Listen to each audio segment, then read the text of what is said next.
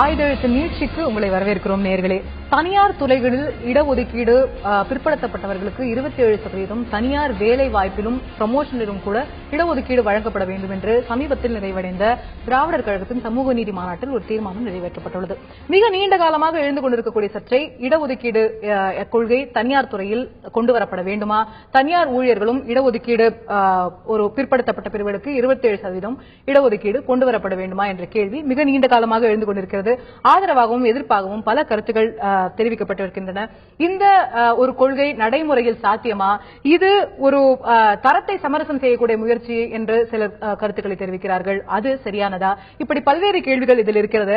அவை அனைத்தையும் தாண்டி இந்த தேர்தலில் எதிரொலிக்குமா இந்த தனியார் துறை இடஒதுக்கீடு விவகாரம் என்ற கேள்வியும் எழுந்திருக்கிறது. இது பற்றிதான் ஆயுதெழுத்து நீட்சி பகுதியில் விவாதிக்க இருக்கிறோம். விவாதத்தில் நம்மிடையே மதிமுகவுடைய திரு அந்தரிதாஸ் அவர்கள் தொடர்கிறார். அதேபோல லோக் சத்தா கட்சியைச் சேர்ந்த திரு ஜெகதீஸ்வரனும் இணைகிறார். உங்களை இருவரையும் இந்த நிகழ்ச்சிக்கு வரவேற்கிறோம். என்னுடைய முதல் கேள்வி திரு ஜெகதீஷ் அவர்களுக்கு தான். இந்த கோட்டா பிரைவேட் செக்டார்ல வரக்கூடாது அப்படிங்கிற எதிர்ப்பு நிலையில நீங்க இருக்கீங்கன்னு புரிஞ்சுக்கிறேன். ஏன் வரக்கூடாது? அடிப்படையில் இடஒதுக்கீடு அம்பேத்கர் அவர்கள் கொண்டு வரும் பொழுது இது ஒரு வறுமை போக்கும் திட்டம் கிடையாது, பாவர்ட்டி அலிவேஷன் ஸ்கீம் கிடையாது, சோசியல் அப்லிஃப்ட்மெண்ட். எதற்காக அதாவது குறிப்பாக அரசாங்கத்தில் இருப்பவர்கள் அதுல இருக்கணும், தலித் பிரச்சனைகள் பேசுவதற்காக ஒரு எம்எல்ஏ இருக்கணும், எம்பி இருக்கணும் அப்படிங்கறதுக்காக கொண்டு வரப்படும். அதே நேரத்தில் சில கவர்மெண்ட் ஜாப்ஸ், போலீஸ் மாதிரி ஹாஸ்பிட்டல்ஸ்ல இன்னொரு டாக்டர்ஸ், இப்ப போலீஸ் முழுக்க ஓசி இருந்தாங்கன்னா ஒரு தலித் பிரச்சனை ஏற்படும் போது நான் விசாரிக்க மாட்டேன் அப்படி இன்னைக்கு நடந்துட்டு இருக்கு பார்க்கிறோம். அப்ப அதெல்லாம் போக்குவதற்காக வந்த ஒரு சோசியல் அப்லிஃப்ட்மெண்ட் தானே தவிர நம்ம நிறைய இடங்கள் அது பாவர்ட்டி அலிவேஷன் ஸ்கீம், இது வேலைவாய்ப்புக்கான திட்டம் இல்ல வறுமையை போக்கும் திட்டம் தவறா புரிஞ்சுக்கிறோம். அது முதல் அடிப்படை. இன்னொன்னு, இன்னைக்கு கல்வியில ரிசர்வேஷன் கொடுக்குறாங்க. நான் ஒரு பிற்படுத்தப்பட்ட சேர்ந்தவன், நான் ஒரு அரசு கல்லூரியில அந்த எம்பிசில இருந்தாலும் நான் படிக்க முடிஞ்சது. எனக்கான திறமை எல்லாருக்கும் ஒரே மாதிரியான கல்வி போட்டப்பட்டது, ஓசியா இருந்தாலும் எஸ்சியா இருந்தாலும் எம்பிசியா இருந்தாலும் அந்த திறமையை நான் வளர்த்துக்கிட்டேன். நான் திறமையை வளர்த்ததுக்கு அப்புறம் எனக்கு தனியார் கம்பெனியில வேலை கிடைச்சது. இப்ப என்ன பிரச்சனை, நீங்க அந்த திறமையில ஒன்னு பிரச்சனை இருக்கணும். இந்த கல்வி சரியா கொடுக்கல, இல்ல கல்வியில நான் முழுக்க வரவேற்கிறேன், ரிசர்வ் இடஒதுக்கீடு நிச்சயமாக வேணும். அப்படி இருந்தால் தான் ஒரு தரமான ஒரு லெவல் பிளேயிங் ஃபீல்ட உருவாக்குனதுக்கு பிறகு என்னோட திறமை வளர்ந்து விட்டது. இந்த திறமை வளர்ந்ததுக்கு வைத்து நான் வேலை தேடுகிறேன். ஆனா என்ன கேட்டீங்கன்னா, கவர்மெண்ட் ஜாப்லயும் வேலை ரிசர்வேஷன் தேவையில்லையே, அதான் சொல்லல. இங்க கேட்டீங்கன்னா, அதாவது இடஒதுக்கீடு, அதாவது எஸ்சி குறிப்பாக நிறைய அவர்களுக்கு இழைத்த அநீதிகள், கொடுமைகள் நிறைய இருக்குது. கான்ஸ்டிடியூஷன் எழுதும் போதே சொல்லப்பட்டது 10 ஆண்டுகள் ரிசர்வேஷன் இருக்கக்கூடாதுன்னு சொல்லப்பட்டது. இன்னைக்கும் அப்போ நீங்க ரிசர்வேஷன் ஒட்டுமொத்தமா எதிர்க்கிறீங்களா, இல்ல பிரைவேட் கவர்மெண்ட் செக்டார்ல இருக்கலாம், பிரைவேட் செக்டார்ல கூடாதுன்னு சொல்றதுக்கான ரேஷனல்? நான் என்ன சொல்றேன்னா, இப்போ உண்மையிலேயே ரிசர்வேஷன் கொண்டு வந்தனால இந்த 65 வருட காலத்தில் என்ன விதமான முன்னேற்றம் நிகழ்ந்தது அப்படிங்கிற சீரியஸ் டிபேட்டுக்கு போகணும்னு சொல்றேன். நான் முழுக்க இது உடனடியா ஓவர் நைட்ல நீங்க வேண்டாம் தூக்கி எறிய சொல்லல. உண்மையிலேயே இது மக்கள் முன்னேறிக்க, சோசியல் அப்லிஃப்ட்மெண்ட் நடந்திருக்கா? இன்னொன்னு, இன்னைக்கு ஓபிசியை கொண்டு வந்ததிலே மிகப்பெரிய டிபேட் இருக்கு. இன்னைக்கு ஓபிசி கொண்டது முழுக்க அரசியலுக்கு வாக்கும் அரசியல். இன்னைக்கு திராவிட கழகம் பேசியிருக்கிறது வாக்கு வங்கி அரசியலுக்காக தான். ஒவ்வொரு எந்த மாநிலமாக இருந்தாலும் எப்பொழுதெல்லாம் தேர்தல் நடக்கிறதோ அப்பொழுதெல்லாம் இது வரும். ஓபிசில இன்னும் நிறைய கொண்டு வரணும், முஸ்லிம்ஸ்க்கு கோட்டா கொண்டு வரணும், இந்த மாதிரியான குற்றச்சாட்டுகள் வரும்.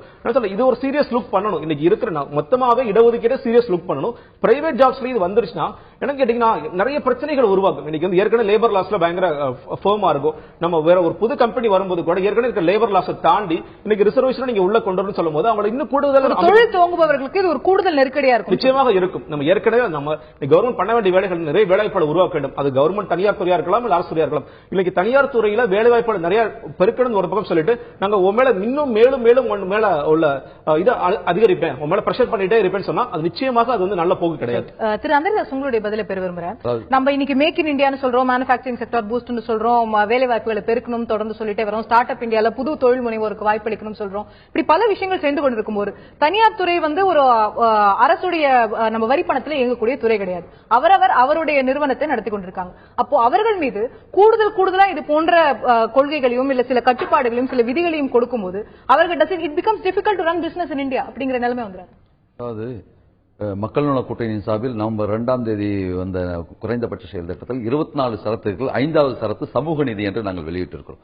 அதில் தமிழ்நாட்டில் தற்போது இருக்கின்ற 69% இடஒதுக்கீடு அது இருக்க வேண்டும். தனியார் துறைகளும் இடஒதுக்கீடு வர்றதுக்காக சட்ட திருத்தத்தை நாங்கள் கண்டிப்பாக முயற்சி செய்வோம், விவாதிப்போம், எடுத்துக்கொண்டு வருவோம் என்று சொல்லியிருக்காங்க. அதாவது சொன்னாங்க, ஆண்டாண்டு காலமாக அழுத்தி வைக்கப்பட்டிருக்கிற விளிம்பு நிலை மக்கள் சமதளத்திற்கு, லெவல் பிளேயிங் ஏரியான்னு சொன்னார். சமதளத்துக்கு வர வேண்டும் என்று சொன்னால் அவர்களுக்கு உண்டான வாய்ப்பு வழங்க வேண்டும். லஸ்கி அதை தான் சொன்னார். Equality is not only the identity of treatment but affording equal opportunities to all என்று சொன்னார். அந்த அடிப்படையிலே நாம கூட பல சட்டங்களை 1950 அரசியல் சார்பு சட்டம் வந்தது. ஆர்டிகல் 45 என்ன சொல்லுதுன்னா 14 வயதுக்கு உட்பட்ட அனைத்து குழந்தைகளுக்கும் 10 ஆண்டுகளிலே கல்வி தருவோம்னு சொல்லியிருக்காங்க. பல பத்தாண்டுகளை நாம் கடந்து விட்டோம். இனிவரையிலும் கிடையாது. ஆனா free and compulsory education act 2009 கொண்டு வரப்பட்டு 2010 நடைமுறைப்படுத்தப்பட்டாலும் கூட இன்றளவும் கூட இப்ப சமீபத்தில் 25%, அதாவது மறுக்கப்பட்டவர்களுக்கு, நலிவடைந்தவர்களுக்கு, வாய்ப்பு மறுக்கப்பட்டவர்களுக்கெல்லாம் 25% எல்லா பள்ளிகளிலும் இடஒதுக்கீடு வழங்க வேண்டும் என்கின்ற சட்டத்தை கொண்டு வந்த பிறகு கூட இன்றைக்கு கூட அதுக்குண்டான அந்த மாணவர் சேர்க்கைக்கு உண்டான அந்த ஃபீஸ் இருக்குல்ல, அதை வாங்கிட்டு தான் இருக்காங்க. நீங்க ஆர்டி எழுப்பினதுனால அதுல ஒரு துணை கேள்வி எழுப்புறேன். ஆர்டிஇல அதாவது குழந்தைகளுக்கு பிற்படுத்தப்பட்ட அதாவது ஏழை குடும்பங்களிலிருந்து வரக்கூடிய குழந்தைகளுக்கு 25% சீட்டுகள் தனியார் நிறுவனங்கள்ல கொடுக்கணும், தனியார் பள்ளிகள்ல கொடுக்கணுங்கிற சட்டத்தை கொண்டு வரும்போது அதுலயே கோர்ட்டுகளே என்ன விதிவிலக்கு கொடுக்கறாங்கன்னா, மொழிவாரி, இனவாரி, மைனாரிட்டி இன்ஸ்டிடியூஷன்ஸ் அதை கட்டுப்படுத்த முடியாது, அவர்களுக்கு அவர்களுடைய இன்ஸ்டிடியூஷனை, அவர்களுடைய நிறுவனத்தை முழுமையா நிர்வகிக்கக்கூடிய உரிமை இருக்கிறது, அதற்குள்ள இந்த கோட்டாவை கொண்டு வரக்கூடாதுன்னு சொல்றாங்க.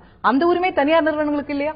அந்த வழக்கு இன்னும் முடியவில்லை. தற்காலிக தடை தான் விதிக்கப்பட்டிருக்கு. அதாவது எங்களை பொறுத்தவரை தீர்மானம் வரவேற்கக்கூடியது. ஏன்னா எங்களுடைய திராவிட இயக்கத்துடைய சாதனையே சமூக நீதி தான். தந்தை பெரியார் அவர்கள் இங்க சமூக நீதிக்காக, இடஒதுக்கீட்டுக்காக சென்னையிலே போராடிய போராட்டம் தான் இந்திய அரசியல் சட்டத்திலே முதல் திருத்தத்தையே கொண்டு வந்தது.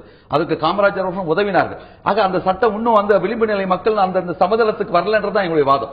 ஆகவே இன்னைக்கு 90ல இருந்து நீங்க சொல்ற மாதிரி பிரைவேடைசேஷன், குளோபலைசேஷன்ல இன்றைக்கு பல வெளிநாட்டு நிறுவனங்கள் வந்திருக்கின்ற காரணத்தால் அவர்கள் இந்த இடஒதுக்கீட்டுக்கு எதிராகத்தான் இருக்கிறார்கள். அவர்கள் சொல்றாங்க திறமையின் அடிப்படையில் தான் நாங்கள் வேலை வாய்ப்பினை வழங்குவோம் என்று சொல்லியிருக்கிறார்கள். ஆனால் குறைந்தபட்சம் இங்க இருக்கின்ற அந்த நிலுவையில் இருக்கின்ற அந்த சட்டத்திட்டங்களை கொண்டு வருவதற்கான அந்த முயற்சிகளையும் முன்னெடுப்புகளையும் இன்றைக்கு இருக்கின்ற அரசாங்கம் செய்ய வேண்டும் என்பதுதான். அந்த இடஒதுக்கீடு நம்ம தனியார் துறைகள்ல கொண்டு வரணும் சமூக நீதினு சொல்லி நம்ம பேசுறோம். இன்னைக்கு நம்ம இந்தியாவுடைய ஒர்க் போர்ஸ் எடுத்து பார்த்தோம்னா வேலை செய்து கொண்டிருக்கக்கூடியவர்கள முதல்ல ஆர்கனைஸ் செக்டார்ல வேலை செய்யறவங்களே மிக குறைவு. அந்த ஆர்கனைஸ் செக்டார்லயும் 60% மேல அரசு வேலைகள்ல இருக்காங்க. 30-40% இருக்கக்கூடியது அது ஆர்கனைஸ் செக்டார்ல. அப்ப நம்ம ஒட்டுமொத்தமா பார்க்கும்போது கிட்டத்தட்ட 5%, 6% ஒட்டுமொத்தமா தனியார் துறையில வேலை செய்யறாங்கன்னு நம்ம சொல்ல முடியும். அவர்களுக்கு இடஒதுக்கீடு அப்படிங்கறத நம்ம சமூக நீதி காக்கக்கூடிய இயக்கங்கள் ரொம்ப நாளா போராடிட்டு வராங்க. சரி, உங்களுடைய உரிமை. இந்தியாவுடைய செகண்ட் லார்ஜஸ்ட் எம்ப்ளாயர் யார் தெரியுமா? Indian army. அங்க ரிசர்வேஷன் இருக்கா? அதுக்காக நம்ம கேள்விகள் எழுப்பியிருக்கோமா?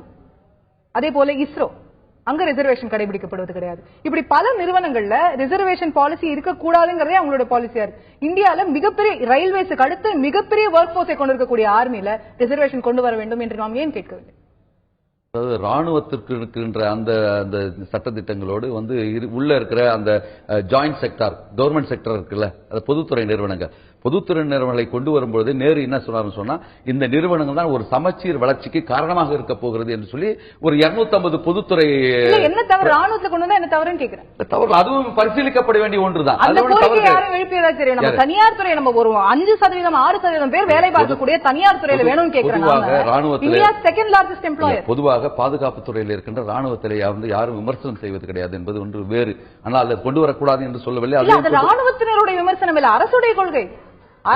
சமீபத்தில் கூட மனோகர் பாரிக்கர் அவர்கள் சொல்லியிருக்கார், அரசுடைய கொள்கை தான் இடஒதுக்கீடு வேலை வாய்ப்பு அடிப்படையில் கொண்டு இப்பொழுது compulsory free and compulsory education ஆக்ட்ல கொண்டு வந்திருக்கிறார்கள். நாங்க என்ன சொல்றோம்னா நிகர்நிலை பல்கலைக்கழகங்கள் கூட இடஒதுக்கீடு வர வேண்டும் என்று நாங்கள் சொல்கிறோம்.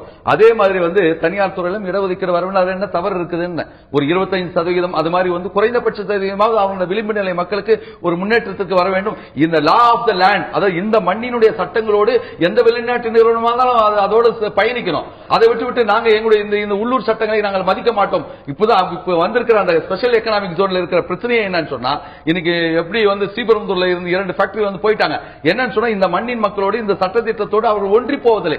அதற்குண்டான முயற்சிகள் இன்னைக்கு அவங்க ஒரு 2A பெட்டிஷன், ஒரு டிஸ்பியூட் கன்சிலியேஷன் ஆபீசர்கிட்ட கொடுத்தா அது என்டர்டெயின் பண்றதில்ல. அது ஏன்னு சொன்னா, நான் இந்த சட்டத்திட்டங்களுக்கு பொருந்தாது, ஸ்பெஷல் எக்கனாமிக் ஜோன்ல இருக்கின்ற தொழிற்சாலைகளுக்கு பொருந்தாதுன்னு சொல்றது தவறான வாதம். ரைட். சோ அனைவரும் அந்த சட்டத்திட்டங்களுக்குள் உட்பட வேண்டும் என்பது உங்களுக்கு கருத்தா இருக்குது. Final word. அதாவது இன்னைக்கு தனியாருக்கு நம்ம இடம் கொடுக்கிறோம், நம்ம டாக்ஸ் ரிபேட் கொடுக்கறோம் சொல்றோம். தனியார் அவங்க பங்குக்கு அவங்க வேலை வாய்ப்புகளை பெருக்கிட்டு இருக்காங்க. இன்னைக்கு நம்ம முக்கியமான குற்றச்சாட்டு என்ன, லிபரலைசேஷன் வந்ததற்கு பிறகு அரசு துறையில வேலை வாய்ப்பு குறைஞ்சது, தனியார் துறை அதனால ரிசர்வேஷன் வரும். அப்ப தனியார் துறை உங்களுடைய அரசாங்கத்தில் உங்களுடைய மக்களுக்கு வேலை வாய்ப்புகளை பெருக்கிக் கொண்டிருக்கிறார்கள். அவங்களும் மறுபடியும் எம்ப்ளாய்மெண்ட் அவங்களும் டாக்ஸ் கட்டுறாங்க மறுபடியும். இது எல்லாமே அதாவது நிறைய நேரங்கள் இந்த லா ஆஃப் தி லேண்ட் அப்படின்னு சொல்லும் பொழுது அவங்க என்ன சொல்றது, ஒரு சோசியல் ஒர்க் பண்ண வந்திருக்காங்க அப்படிங்கிற ஒரு நிலைப்பாடு. சோசியல் ஒர்க் பண்ண அவங்க வரல, அவங்க ஒரு பிசினஸ் பண்றாங்க, அவங்களுக்கு லாபம் தேவை, இதெல்லாம் நடந்துகிட்டு இருக்கு. அதை நம்ம புரிஞ்சுக்கணும்னு நினைக்கிறேன். இன்னொரு இன்னைக்கு இருக்க ரிசர்வேஷன்ல உண்மையிலே பயனடைவர்கள் யார்? இன்னைக்கு வந்து யாரு வந்து எஸ்சில பயனடைகிறாங்க, மறுபடியும் எஸ்சிஎஸ்சில கிரிமினல் லேயர் கிடையாது. இன்னைக்கு மறுபடியும் அது முறையாக அமல்படுத்தப்படுகிறதாங்கிறது ஒரு மிகப்பெரிய கேள்வி. அதற்காகவே நம்ம இது வேண்டாம்னு சொல்ல முடியாது. இல்ல இன்னொன்னு என்ன கேட்டீங்கன்னா, இன்னைக்கு பிரைவேட் கம்பெனிஸ்ல இதை கொண்டு வந்தீங்கன்னா இன்னைக்கு என்ன பிரச்சனைனா, இவங்க இப்ப ஒண்ணு இல்ல, நான் ஒரு ஃபர்ம் ஆரம்பிக்கிறேன், எனக்கு ஒரு 50 பேர் வந்து எந்த ஜாதி அவங்க வந்து அவங்க எஸ்சிஎஸ்சியா இருக்கலாம், எம்பிசியா இருக்கலாம், ஓசியா இருக்கலாம், எனக்கு யாருன்னே தெரிய வேண்டிய அவசியம் இல்ல. அவங்க நல்ல ஸ்கில்ஃபுல்லா இருக்காங்க, நான் எடுத்துக்க ரெடியா இருக்கேன். நீங்க தேவையில்லாம இது இழுக்கிறது கொண்டு வரதுனால உங்களுக்கு ரிசர்வேஷன் கொடுக்கறதுனால ஸ்கில் அடிபட போகுதுங்கிறது எந்த ஏன் நம்ம சொல்றோம்? எதுக்காக வீக்கர் செக்ஷன் திரும்ப யாரும் நம்ம டினோட் பண்றோம் கேக்குறேன். இல்ல நம்ம நடத்தப்பட்ட ஆய்வுகள் கூட என்ன சொல்லுதுன்னா, நம்ம ஒரு இடஒதுக்கீடு கொடுப்பதனால, ஒரு அஃபர்மேட்டிவ் ஆக்ஷன் எடுப்பதனால எந்த விதத்திலும் அந்த நிறுவனத்துடைய ப்ரொடக்டிவிட்டி பாதிக்கப்பட போவதில்லை என்பதுதான் ஆய்வுகள் சொல்லக்கூடிய. இல்ல அந்த அஃபர்மேட்டிவ் ஆக்ஷன் 2004 மன்மோகன் சிங்கும் கார்ப்பரேட் ஹவுசஸ் வந்து அஃபர்மேட்டிவ் ஆக்ஷன் ஒரு 200 கார்ப்பரேட்ஸ் வந்து ஒத்துக்கிட்டாங்கன்னு சொன்னாங்க. அவங்க சொன்னது என்ன கேட்டீங்கன்னா, வீக்கர் செக்ஷன்ஸ்க்கு யாரா சொல்லி அவங்களுக்கு வேலை வாய்ப்பு நாங்க கொடுக்க ரெடியா இல்ல, அவங்களுக்கான ஸ்கில் நாங்க கொடுக்கிறோம், அவங்களோட ட்ரைனிங்ஸ் கொடுக்கிறோம், அவங்கள தான் அப்லிஃப்ட் பண்றோமே தவிர அவங்களை டைரக்டா எம்ப்ளாய் பண்ணனும் நாங்க சொல்லவே கிடையாது.